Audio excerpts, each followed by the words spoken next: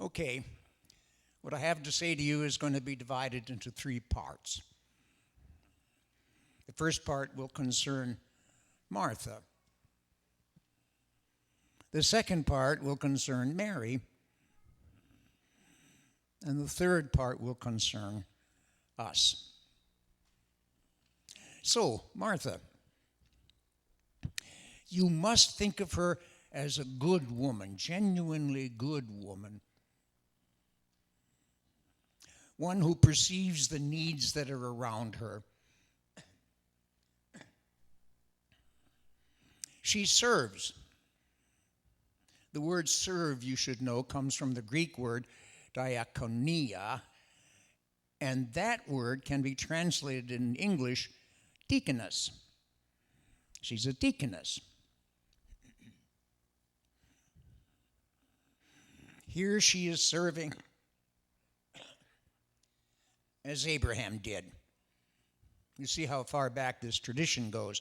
Hospitality was a most significant practice and gift that a homeowner would give to a guest. Now you remember, 3 men came to Abraham's house, and he greeted them, fell at their feet, and then he became a hospitable man. He welcomed them and said, "Tell you what, I'd like to bring you some food so that you can refresh yourselves. Wait underneath the shade for me." And then you'll remember Abraham shot back to his tent, and he began to make some food. Mashed potatoes, I think. My brother loved cooked carrots. I hated cooked carrots, so I think it was beets and roast beef. He brought these back to these men, and he watched while they ate. Mary wanted that to happen in her house just as well. She knew how to serve. She also remembered these traditions. Martha is, did I say Mary before? Oh, no. Martha is the sort of woman who will bring a casserole to the house where somebody is grieving the loss of somebody beloved. In first one, Martha will also come and sit by and comfort a member of the church who is bedbound. She will be the first one in the hospital room to visit somebody who is sick in bed. She might be the first one to welcome a new neighbor into the neighborhood. You understand? A good woman.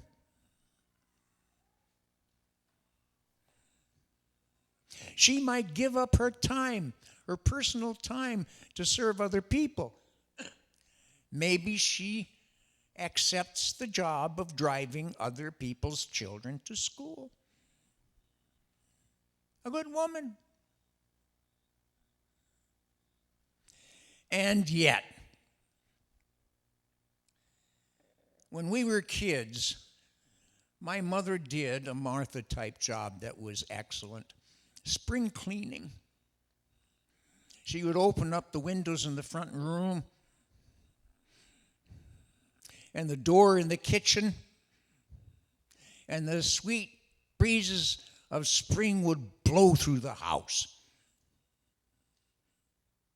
She would put new paper down in the cupboards, having washed the dishes that we may not have used in a long time. She scrubbed the kitchen sink and the toilet and the tub. We enjoyed these. Spring cleaning was a little bit like cleanliness to us, like blowing out the old and bringing in the new. and she would give us jobs to do as well. But when my mother found me squirreled away in reading a book, she scolded me. When my mother found my brother Paul counting his baseball cards in the bedroom, she scolded him. And when my brother Philip played in the little prairie next to our house, when he came back into the house with a green snake attached to his pant leg, when he entered the house and saw it, and he told our mother that he was going to make it his pet, he was going to keep it in a mason jar. Oh, just imagine how much she scolded Philip.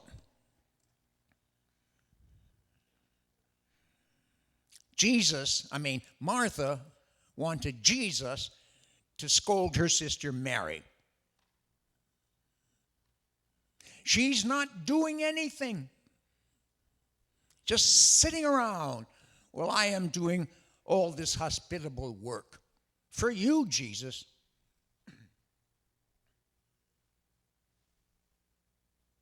Martha, as you just heard, tells Jesus what to do. Now, Mary allows Jesus to tell her how to be. Mary is one who deeply loves the Lord, and the Lord loves her back deeply. When, for example, Jesus comes to raise Mary's brother Lazarus from the dead, she comes to Jesus and falls at his feet and weeps. And Jesus is moved in his heart by her sorrow. Mary, not like Martha, breaks the laws. Martha is obedient to all the laws. For example, when a master teacher taught, it was only male students who sat at his feet. She sits at Jesus' feet, in spite of being a female. Oh, and women were marginalized in those days. There was a saying, "You shall not speak to a woman," and for reasons that we don't need to say.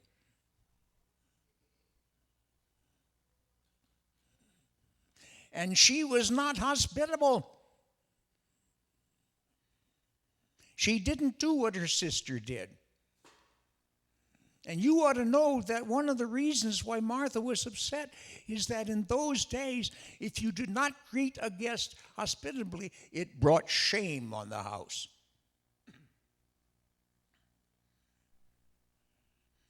Oh, she broke the rules.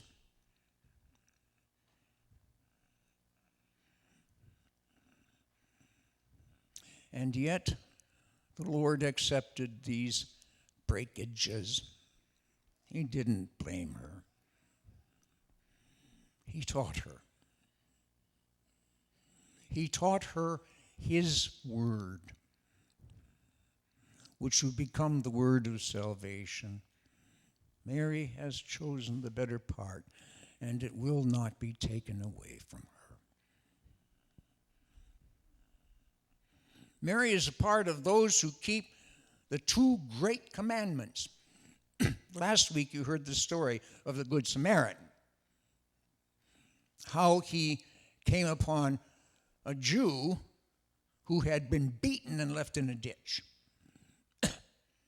Yet the Samaritan nonetheless ministered unto the man, unto the Jew. And this was an example of the second great commandment. The Good Samaritan loved the neighbor.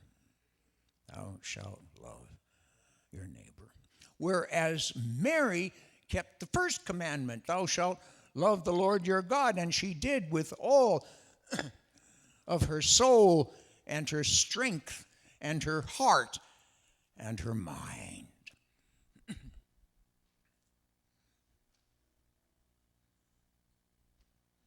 Mary had chosen the better part. She was an example of one who loved Jesus. No, she was also an example of one who lived in Jesus, for whom Jesus became her pulsing blood and her life. My grandfather Stork, which was my mother's father, was a Mary to me. Old man, hair, white hair, like the cloud on the mountain where Moses was, white mustache. He not only lived in the Word, he taught a Bible study every Sunday morning. He prepared every Saturday, and he prepared not just for an intellectual background, he prepared that he might be, and I don't think he thought about this, a Jesus teaching the people at Hope Lutheran Church. Now, who should we be? Who do you want to be? Martha or Mary? Well, both. Deaconesses like Mary. Those who live in Jesus. Oh, no. Deaconesses like Martha. Oh, you remember that now because I mixed it up. Or Mary, who lives in the Lord. Both. We follow the model of our Lord Jesus ourselves, who obeyed the words of his Father and in the flesh taught many and healed many and offered many life, truth, and the way. Jesus also in the flesh was crucified to the rough wood of the beams of the cross. But when he was resurrected on the third day, Jesus in the Spirit became the one who called the disciples unto himself, who became unto us and other people the salvation. Let us be both. Let our works be good as Martha's were good. Let our hearts be in love as Mary was in love.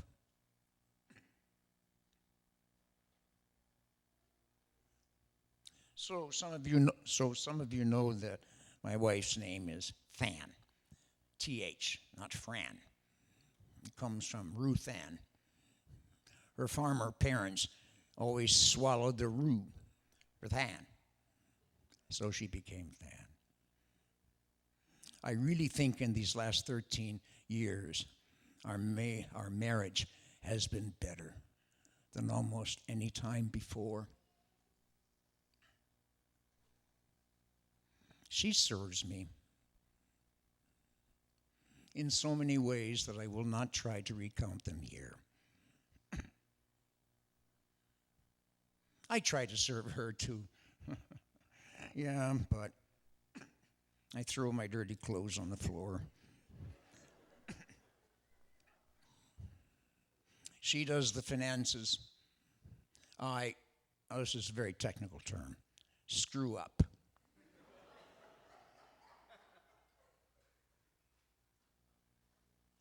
I serve her by making the bed every morning. I serve her by cooking Sundays, Wednesdays. No, that's not right. Sundays, Tuesdays, and Thursdays. But there's something more between us. Something that binds us so much together that we two are one. And that is the love of Jesus who lives within our souls. My dear Marthas, my dear Marys,